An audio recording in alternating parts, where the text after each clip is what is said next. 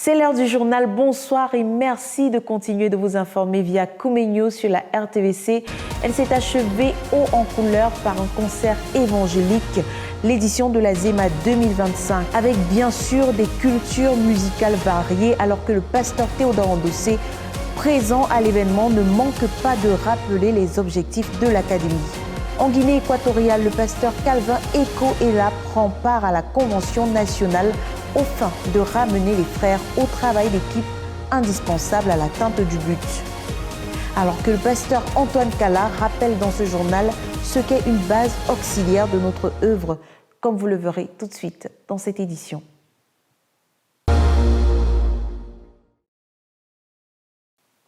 Accorder de la valeur à ce que Dieu nous a donné, tel est le focus du propos du pasteur Théodore Ndossé, dirigeant coordonnateur de la CMCI, au cours de la nuit de prière hebdomadaire de la Vision au quartier général le 27 août 2025. Un rappel à être reconnaissant, résumé dans ce reportage.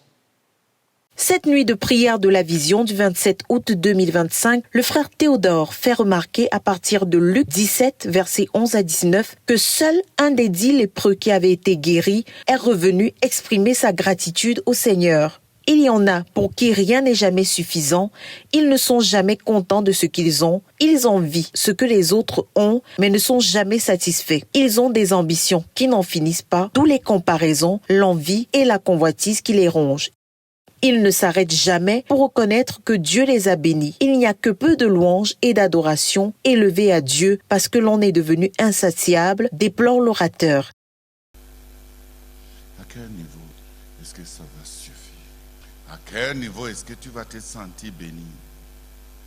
À quel niveau est-ce que tu vas te sentir accepté? À quel niveau est-ce que tu vas féliciter ton Père Céleste d'avoir bien fait en ce qui te concerne? Cependant, Dieu veut qu'on se souvienne de là où il nous a pris, selon Deutéronome 26, et qu'on rappelle à son souvenir le bien qu'il nous a fait avec beaucoup de gratitude. Comme si Dieu ne se souvient de rien, tu dois lui parler.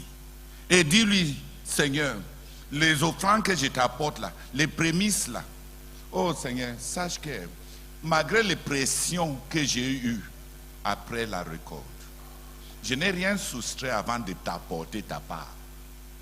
Même quand il y avait un mort chez nous, je n'ai pas, oh Seigneur, je n'ai pas touché aux récoltes pour répondre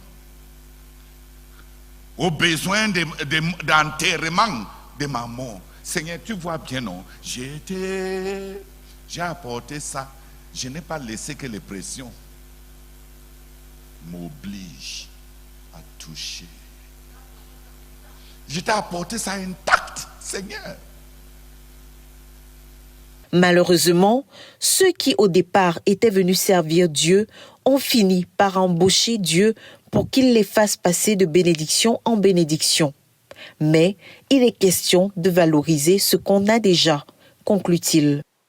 Elle s'est achevée sur une note de célébration à Koumé le dimanche dernier, l'édition de la ZEMA 2025, plus qu'un événement. C'est une académie qui se veut de renommée internationale à la gloire exclusive du Seigneur Jésus, comme a tenu à le rappeler le pasteur Théodore Ndossé lors de cette cérémonie de clôture.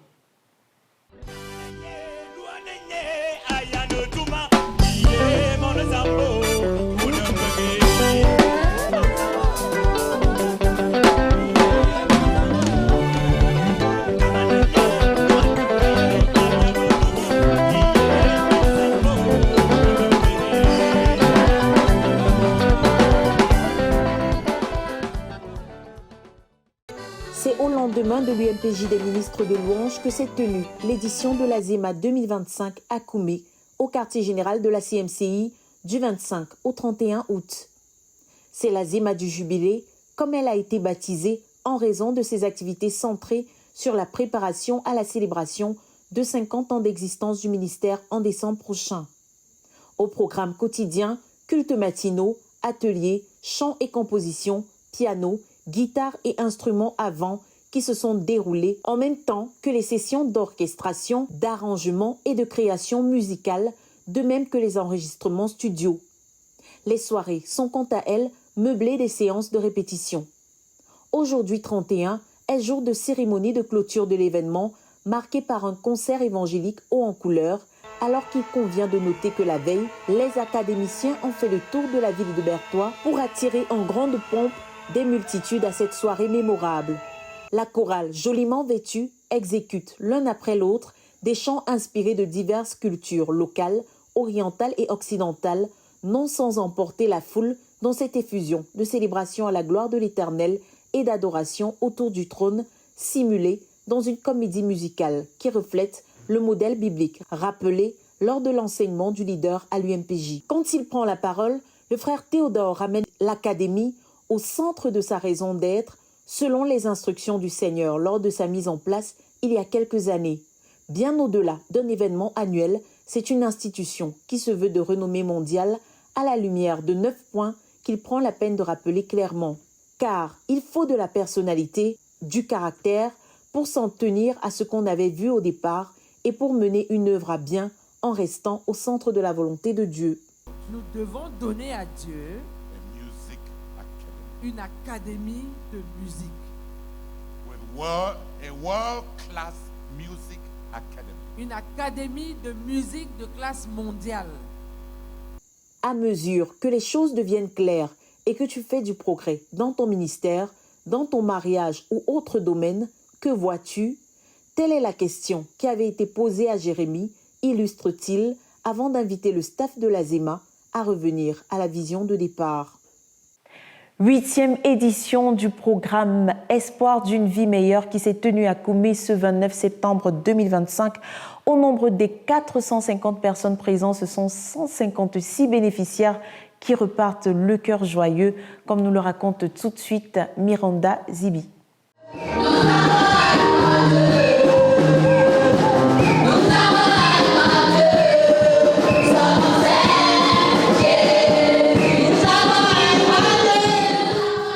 Le sous-département protection sociale porté par la Fédération des seniors pour le développement, en abrégé FESIDEF, et dirigé par la sœur Funke Lucie Adassa, a organisé ce 29 septembre la 8e édition du programme Espoir d'une vie meilleure, une action de solidarité sociale et économique qui a pour but de favoriser l'autonomie des orphelins démunis et d'encourager la création d'activités génératrices de revenus pour les veuves.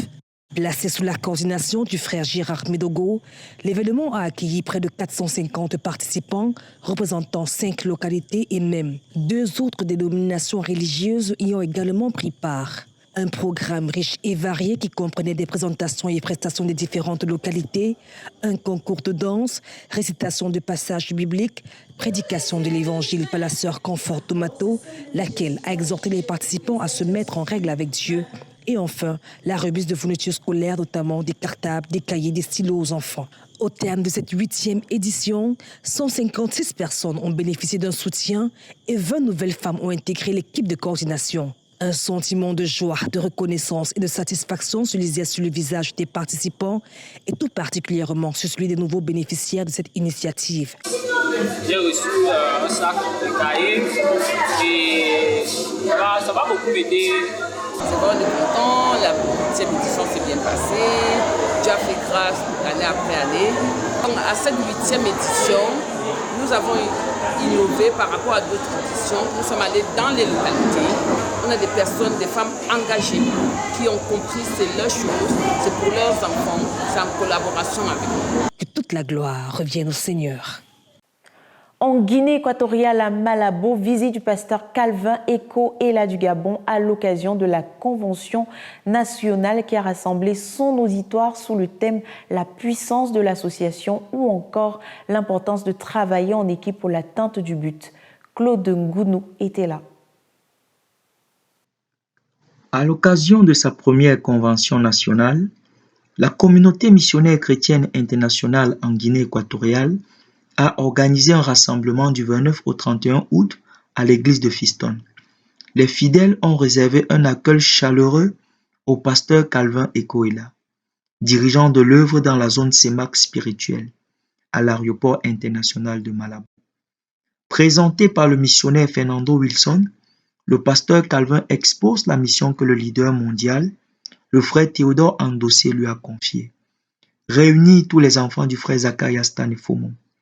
Pour ce faire, il enseigne sur le thème « La puissance de l'association ». Il déclare, je cite, « Quand vous êtes soudés, le monde vous prend au sérieux. Ensemble, vous pouvez aller extrêmement loin. La Bible parle de camps de Dieu. Les camps de Dieu ne sont pas de petits effectifs, mais de grands effectifs. Si chacun de nous apporte sa contribution, nous pourrions faire quelque chose de grand. » Au deuxième jour, il évoque le thème « Les 10 clés de la réussite du leadership du roi David ». Il insiste particulièrement sur les points du service, de la direction et de la conservation des acquis. Il explique que l'amour que David avait pour son père l'a poussé à prendre de très grands risques pour garder ses brebis. Il a affronté des lions et des ours, car aucune des brebis de son père ne devait se perdre. Il ajoute, c'est ta capacité à transformer des personnes à problème en personnes qui cherchent et obéissent au Seigneur qui fera de toi un grand leader. Au dernier jour de cette convention nationale, le frère Calvin fait comprendre à l'Église en général qu'une Église dont Dieu se sert sérieusement donne de la valeur à ses membres. Et Dieu donne à cette Église ce qu'il faut pour accomplir le but. Quand une Église donne de la valeur à l'être humain, les ressources humaines augmentent et Dieu bénit les fidèles afin qu'ils soient une bénédiction pour la nation. En raison de son emploi du temps très serré, le frère Calvin est conduit à l'aéroport par les membres de la communauté. Les fidèles ont été grandement bénis par cet enseignement puissant. Quelques témoignages ont été recueillis à cette occasion. Esos 3 días de convención, la verdad, de mucha bendición. El Señor nos ha enseñado muchísimas cosas. Hemos sido muy edificados, la verdad. Ay, no sé qué decir, me faltan palabras. Que l'honneur et la gloire reviennent à l'Éternel pour sa visitation au milieu de son peuple. Ils sont une trentaine à avoir pris part à l'ECSD et à avoir soutenu au terme de leur stage en cette phase 3 de l'œuvre où il est plus que temps de former et d'envoyer des missionnaires au Rwanda. L'heure est au stage missionnaire de 4 mois. Armand Bidima. Du 11 février au 3 mars, le CSD a organisé une formation missionnaire en ligne de 21 jours, suivie d'un stage de 4 mois, du 4 mars au 4 juillet 2025. 33 participants ont commencé le programme de formation ici au Rwanda. Du 16 au 21 juillet, ces stagiaires ont soutenu leur rapport de stage devant un jury prestigieux du siège de l'œuvre à Koumé au Cameroun. Le jury était composé du professeur Dieudonné Ndiamen, de la sœur Ariane Baga, du pasteur Tawet, du pasteur Nicolas Akwa, du pasteur Moses Adime et du professeur Henriette Kamnan. En plus des sessions de soutenance en ligne, les matinées étaient consacrées à l'enrichissement spirituel. Au cours des dévotions quotidiennes, les stagiaires ont réfléchi à ce que Dieu attend de nous en tant que couvriers, en s'inspirant des messages enseignés par le pasteur Théodore Andossé, leader mondial de la CMCI, et du livre From His Lips About His Coworker, de ses lèvres au sujet de ses couvriers du professeur Zacharias Tanefomo. Le pasteur Degou, missionnaire au Rwanda, a également insisté lors des dévotions matinales sur le caractère indispensable de la prière dans l'œuvre que Dieu nous a confiée. Le jury a prodigué des encouragements et des corrections constructives, équipant ainsi les stagiaires pour une plus grande efficacité. À l'issue des évaluations, les stagiaires rwandais, aux côtés de leurs pairs, ont été chargés de se lancer dans un autre stage missionnaire de 4 mois actuellement en cours. Que toute la gloire revienne au Seigneur. Bilan des activités menées au sein de la CMCI Benin de juin à août 2025 avec un accent particulier mis sur l'amour du prochain matérialisé par le fait de bâtir des relations dans cet enseignement du pasteur Bosson Koumabé. Dimanche 11 mai 2025, l'église CMCI Sémé-Craqué a accueilli un culte d'ensemble réunissant toutes les assemblées de la CMCI à Sémé-Kodji, sous l'hospitalité du pasteur Huntor Maurice, dirigeant départemental de Lomé et du Plateau. Plus de 200 personnes ont participé à ce grand moment de foi dans une ambiance joyeuse et spirituelle.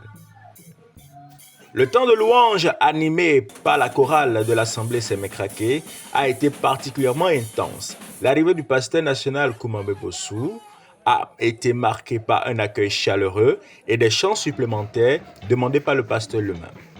Impressionné, il a baptisé la chorale Groupe folklorique ZTF de la Frontière et a décidé de soutenir environ 25 de ses membres, encourageant ainsi leur engagement. Dans son message intitulé « L'espérance », le pasteur Koumambé Bossou a exhorté les croyants à ne pas céder face à l'échec.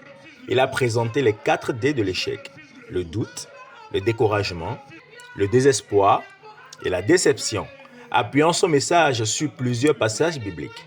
À travers son propre témoignage et celui de Nelson Mandela, il a encouragé la persévérance et la foi, rappelant que les temps durs ne durent pas, mais les personnes dures durent.